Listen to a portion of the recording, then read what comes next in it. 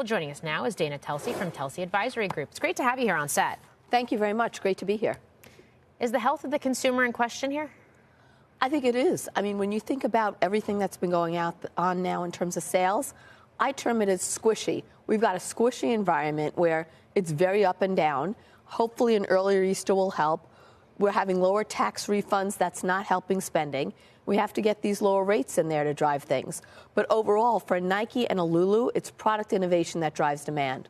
I was at Lulu's headquarters in December in Vancouver. I saw the product lineup through 2024. New fabrics, new styles, product innovation, I think it's there. What Calvin talked about with sizes and colors and not having enough, I think they get that course corrected, but definitely disappointing to see.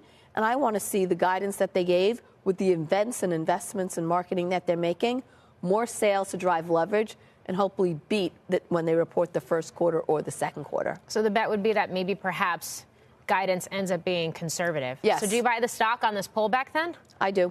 I buy the stock on the pullback because I believe international is growing fast. I think North America, I don't think it's the state of the competitive market. I think this was an issue that Lulu did to themselves, and I think they can course correct.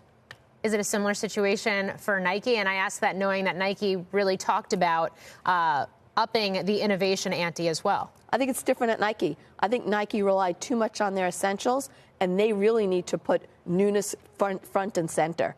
With the Paris Olympics coming up, that should be a benefit to them.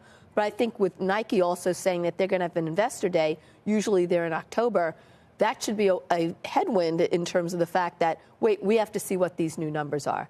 So I think there's opportunity, but I think more near term, I think Lulu can course correct faster because Nike has to put more of its newness out there. That's first on the come.